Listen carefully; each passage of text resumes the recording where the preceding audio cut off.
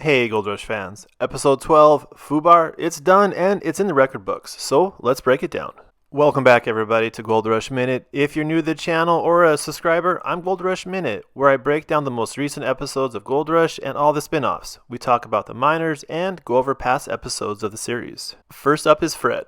So Team Misfits, they're leading the charge this week. They're coming off one of their best gold waves of the season, but they do have a lot of ground to make up. The Freedom Cut is now ready to prove its worth to Team Misfits. With all cylinders firing, this should be a great week of mining for Team Misfits. Or is it? So last video, I was predicting that Sergeant Sluice, their wash plant, would be down, and I was half right, half wrong on this. The team experienced significant downtime this week, but not from their wash plant. It was from their rock truck. They only have one rock truck, and having it down for any amount of time, it can halt their operation, and it did. Buzz, being the most experienced member of the team, came up with a pretty simple but probably the best plan.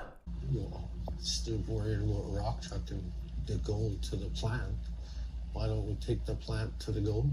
So for me personally, I like how Fred tells the crew that Buzz and Fred came up with this decision when the whole time it was Buzz's plan. So to fast forward through all the boring parts, needless to say, they were able to get the wash plant moved and into position, and they got to mining. Team Misfits needs 30 ounces of gold each week to hit their goal of 500 ounces for the season. Team Misfits, they ran for 2 days, and remember this, only 2 days, but they were still able to mine 18.5 ounces of gold. Now this is some amazing ground, probably the best that Fred has ever had.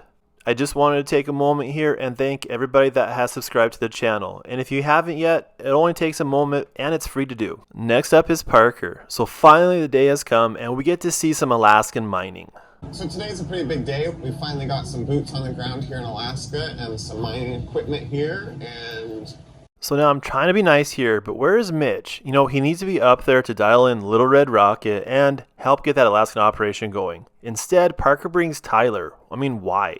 What does she actually bring to the operation? This had to have been a Discovery Channel move, because the most I've ever seen her do is yoga, 5 to 10 minutes in a rock truck for the cameras, and walk around pointing at things. Parker has a pretty green crew, recruited through social media by Tyler, and so far the guys that were selected, they're doing a pretty awesome job. Parker faces some new and honestly pretty scary situation in Alaska. The old-timers used to dig shafts down to the pay channel, and then from there they would mine out. This could lead to some issues with equipment falling into trenches, or even worse, killing a crew member. Parker has a pretty simple but pretty effective plan in the beginning, and that's just to mine the tailings on the ground that were left by the old-timers, and then they're going to open up the wolf cut and then the drift cut. For a season goal for Alaska, and honestly it's a pretty modest goal, he's aiming for 1,000 ounces of gold. For Parker, this is pretty low, but for what he needs this season to keep his contract in good standings with the claim owner, this is all he needs to do.